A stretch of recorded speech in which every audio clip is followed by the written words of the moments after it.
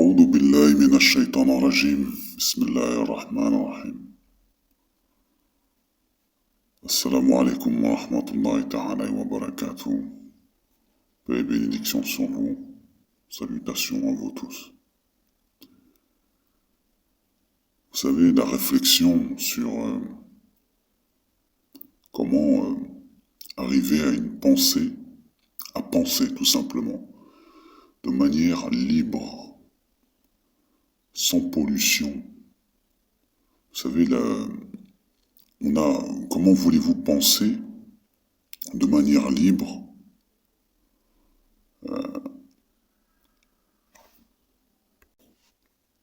Oui, je dirais même parasiter votre esprit. Parasiter votre esprit comme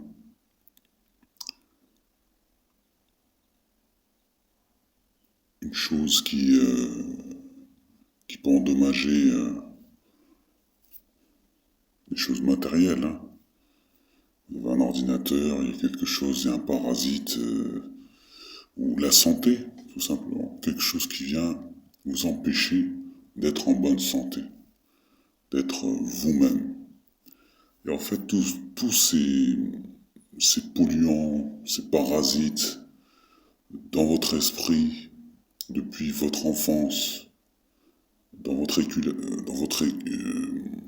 éducation culturelle et cultuelle,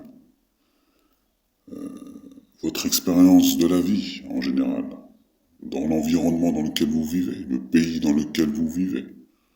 Voilà, avec cette mentalité, avec les mœurs, voilà. Tout ça vous empêche de pouvoir réfléchir librement. Tout ça, ce sont des parasites. Et il y en a qui sont vraiment collés à vous, qui vous pouvez pas vous en détacher, c'est impossible quasiment jusqu'à votre mort. Impossible de vous en détacher. Moi, j'ai fait ce travail, et beaucoup de personnes ont fait ce travail, mais c'est pas tout le monde qui arrive. Il faut vraiment, je vais dire peut-être quelque chose qui va vous choquer, mais il faut pas être attaché, en fait. C'est vrai, vous allez dire peut-être que je suis quelqu'un d'égocentrique, ou des gens comme moi sont égocentriques. Et ne savent pas aimer dans ce cas-là. Parce que quand on aime quelqu'un, on ne peut pas s'en détacher. Vous êtes d'accord avec moi? C'est très difficile, voire impossible. Mais vous savez, moi j'ai grandi dans une religion, enfin en tout cas avec des parents qui, voilà, de confession chrétienne.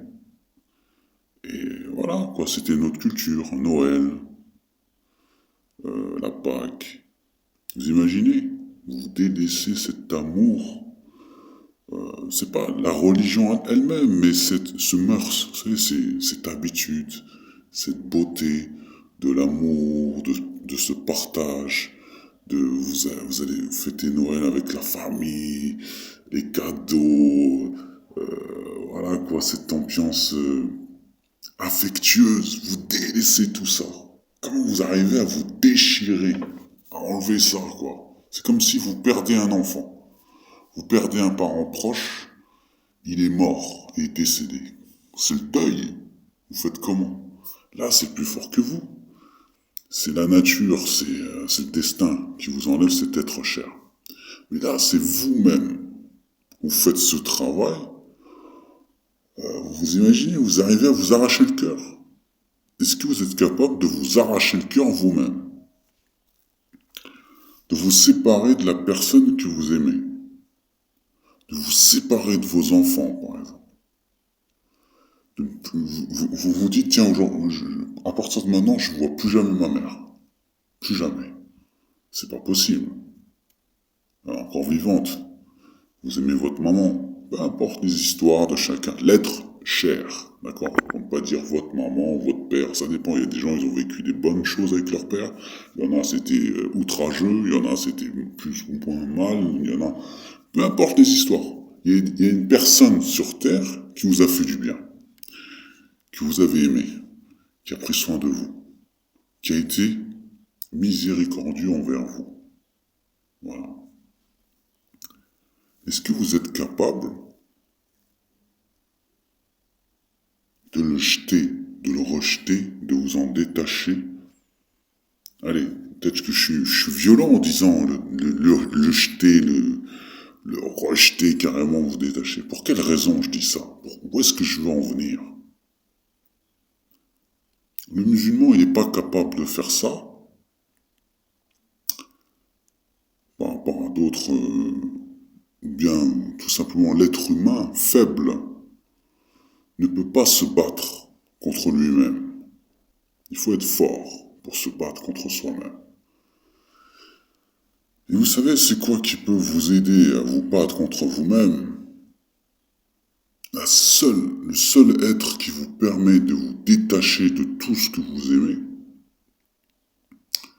de ne pas vous attacher à cette vie, même l'être le plus cher que vous aimez, vos enfants par exemple, votre mère, votre femme, votre mari, ou je sais pas, vous êtes attaché à quelque chose de très très important dans votre vie, c'est impossible, inconcevable de vous en détacher de votre pays, votre nation, est-ce qui est capable de tout lâcher, juste pour Dieu, pour le bon Dieu.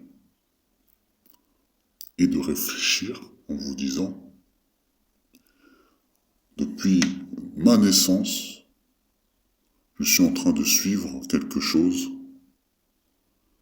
qui est contradictoire à la volonté de Dieu, qui insulte même l'être éternel qui est Dieu, qui peut-être me fait prendre conscience que je suis dans l'erreur. Qui je suis pour me dire que je suis dans l'erreur, puisque tout le monde, des millions de personnes, suivent cette voie-là, et moi, d'un coup, je sais pas, comme ça, je me réveille un beau matin, je me dis je suis dans l'erreur. Qu'est-ce qui me pousse à me dire ça? Qu'est-ce qui fait que pour en arriver là, je suis arrivé à cette réflexion. Pour arriver à cette réflexion-là, comme je vous ai dit, il faut vous détacher de tout. Hein. C'est-à-dire, si tu es attaché à Noël, si tu es attaché à l'Eid, pour le musulman, si tu es attaché au Hajj, si tu es attaché au Ramadan, si tu es attaché à cette culture de l'amour avec tes parents, autour de la religion, quoi, impossible, l'amour de ton pays, tout ça. Est-ce que tu es prêt là maintenant à tout lâcher juste pour te connecter avec Dieu et te poser les bonnes questions, à savoir, est-ce que vraiment tout ce que j'ai appris, toute cette culture cultuelle, cette religion, toute cette pratique est vraiment vraie? Alors tu abandonnes tout, tu lâches tout, tu retires tout, tu mets tout dehors, tout ce que tu as dans ton esprit, tu le jettes et et comme un ordinateur, tu redémarres. Tu redémarres, mise à jour, comme une page blanche. Vous savez, quand on décide de tout effacer, enfin comment on appelle ça,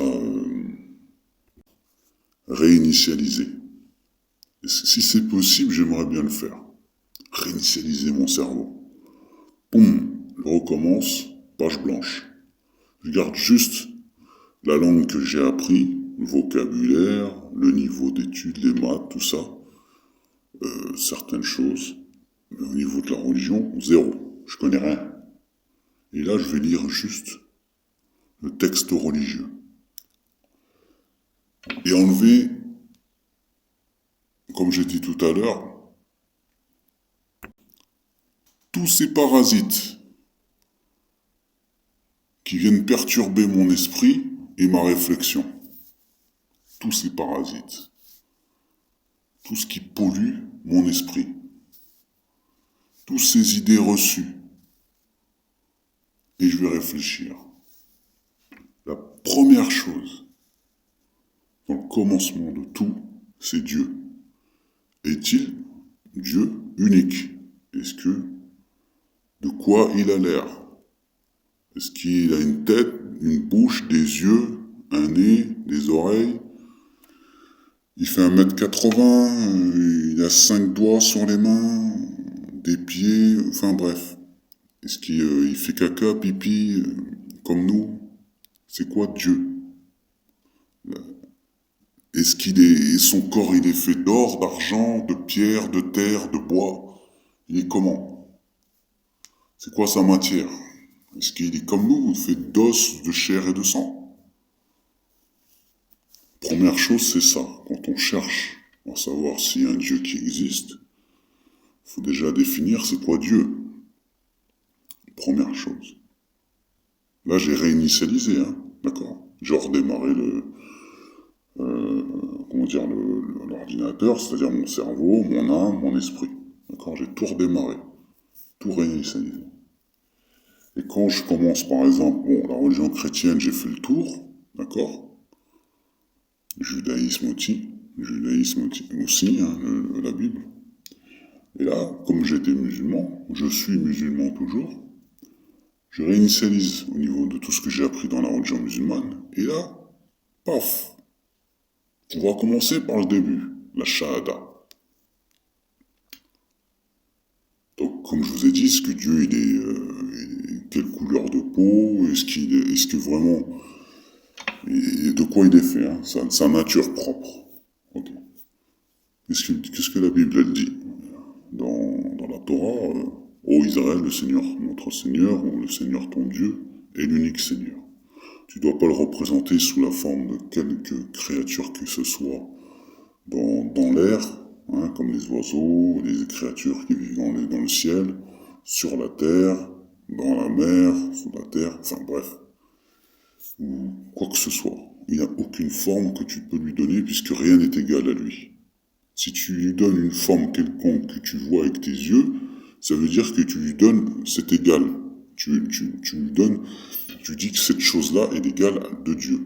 C'est ça. Dieu, il ressemble à ça. Non, tu peux pas lui donner cette forme-là comme étant l'égale. C'est ça qui est Dieu. C'est ça la forme de Dieu, puisque sinon tu lui donnes cet ego. Tu dis ça, c'est égal à Dieu. D'accord? Donc tu peux pas imaginer Dieu. Là, on est bien d'accord. Je pense qu'on est tous d'accord là-dessus. Après, chacun voit les choses comme il veut. J'ai réinitialisé, comme je vous ai dit. Ensuite, deuxièmement, là-dessus on est d'accord. Dans le Coran, on trouve quoi? La ilaha illallah, wahdahu la sharika lah. D'accord? Donc il n'y a pas d'autre Dieu que Dieu. Il n'y a de Dieu que Dieu, sans associé, d'accord? Rien ne...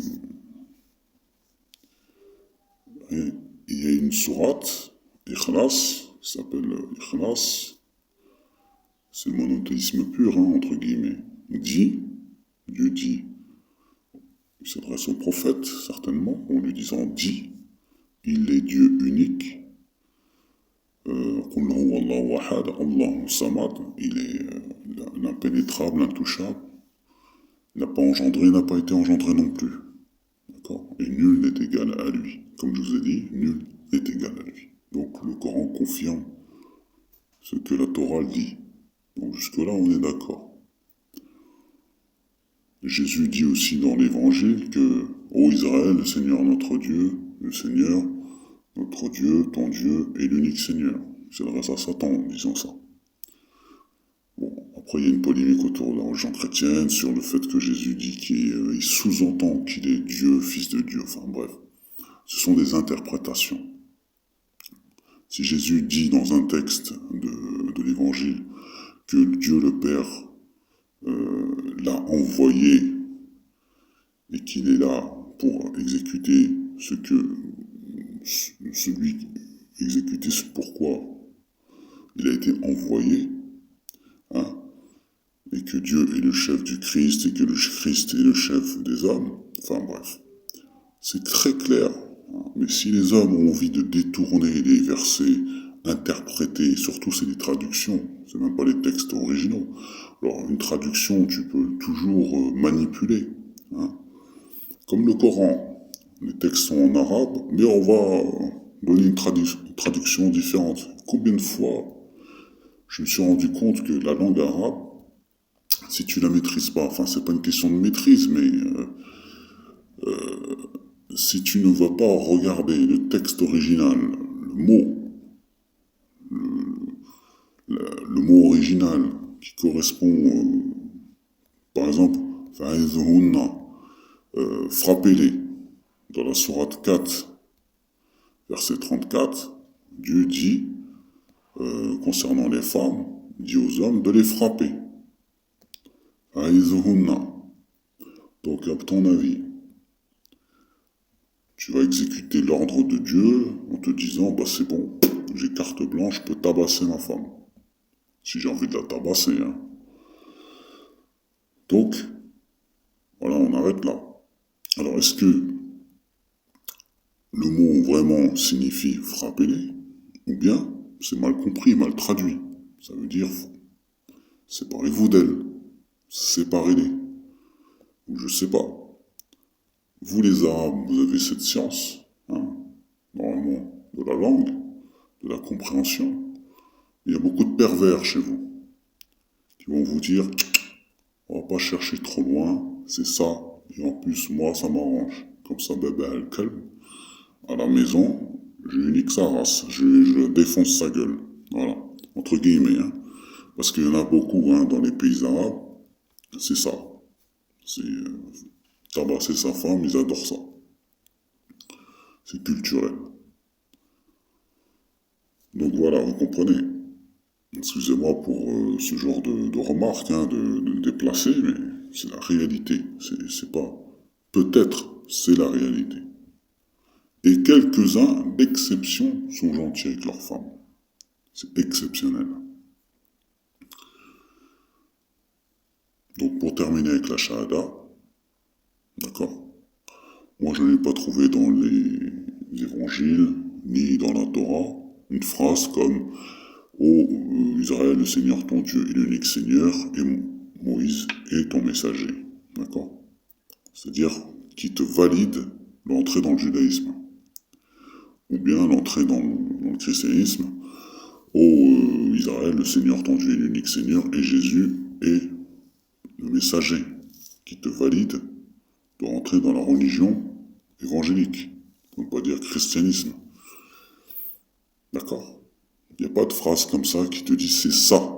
C'est obligatoire. Après, de croire, ça c'est autre chose. Qu'il faut croire que Moïse est le messager de Dieu, ça c'est tout à fait normal. D'ailleurs, de croire pas que Moïse, mais tous les autres messagers de Dieu qui sont mentionnés dans la Torah. Comme Jésus dit dans l'Évangile, que les Juifs rejettent. D'ailleurs, ils rejettent, ils ne veulent pas croire en Jésus. Pour certains Juifs, c'est-à-dire les enfants d'Israël, ils ne veulent pas croire en la Vierge Marie. D'accord? C'est une question de la aqida, de la croyance. Donc, là, on est d'accord. Mais c'est pas ça qui valide l'entrée dans la religion. D'attester. D'accord? C'est l'enseignement biblique nous enseigne que Dieu est unique. Et c'est ça qui nous valide en tant que croyant ou non croyant. Tu crois en Dieu ou tu crois pas en Dieu? On ne te demande pas de croire en Dieu. Et si c'est Mohammed messager de Dieu. Non, on te demande de ne pas associer. L'association. Dieu, il est clair, hein? Il parle d'association. D'accord? Ne n'associe rien. Walou, rien. Pourquoi vous mettez il n'y a d'autre Dieu que Dieu et vous mettez Mohammed Rasulullah, c'est-à-dire Mohammed est le messager de Dieu. C'est-à-dire cette phrase-là te valide l'entrée dans la religion musulmane, c'est-à-dire l'entrée au paradis, entre guillemets. Sinon, si tu le dis pas, tu rentres pas. Il y a, comment dire, sur la porte du paradis, il y a marqué Mohammed Rasulullah. Ben, Moïse, Abraham et tout le reste. Ils sont pas marqués sur la porte du paradis. Bon, on va dire, est-ce que le Coran parle de ça? Est-ce que la Torah parle de ça? Est-ce que l'Évangile parle de ça? Nulle part. Il n'y a pas marqué, pour rentrer dans le paradis, la religion de Dieu, le Père éternel ou l'éternel ton Dieu, ou Allah subhanahu wa ta'ala, il faut prononcer cette phrase de Mohammed Rasulullah ou d'un autre prophète. La seule chose que Dieu te demande, c'est de ne rien lui associer. Il n'y a d'autre Dieu que Dieu et sans associer. Ne lui donnez pas d'ego. Il est unique. Ensuite, il te demande de croire en la Torah, en l'Évangile et au dernier message qui est le Coran. Et dans ces textes, on te demande de croire au prophète Abraham, au prophète Isaac, Moïse, Jésus et moi, Mohammed. D'accord?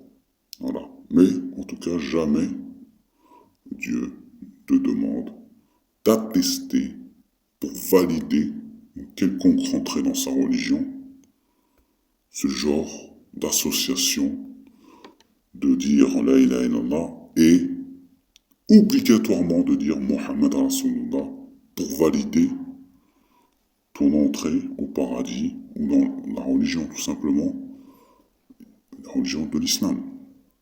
C'est une invention hadithique rapportée par des gens, par des Arabes qui vivaient dans le désert, qui en plus, il y en a certains étaient très très pauvres, qui se fréquentaient pour des raisons, voilà,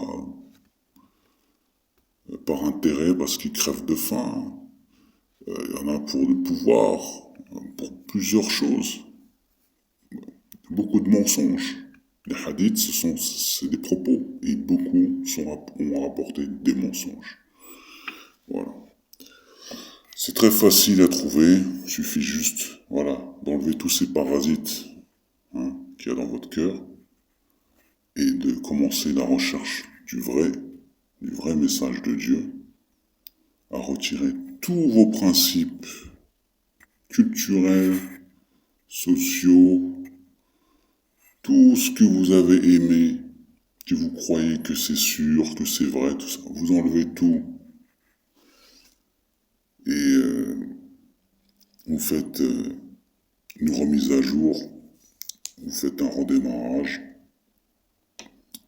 et vous mettez tout sur la table. Qu'est-ce qui est vrai, qu'est-ce qui est faux, qu'est-ce que Dieu dit? C'est quoi qui est le plus important? C'est ce que les gens ont dit, ou le grand savant a dit, ou le grand rabbin ce qu'il a dit, ou le pape qui a dit, ou bien ce que Dieu a dit. Ce qui est important, c'est ce que Dieu a dit. Et si ce que Dieu a dit est en contradiction avec ce que le pape dit, ce que le grand rabbin dit, et ce que l'imam ou le grand savant musulman de l'Arabie Saoudite ou en Égypte a dit, je vous laisse prendre vous-même votre responsabilité. Voilà. C'est vous qui prenez votre responsabilité face à cette réflexion. Moi, j'ai pris la mienne. Voilà. Salam alaikum. Paix sur vous. Au revoir.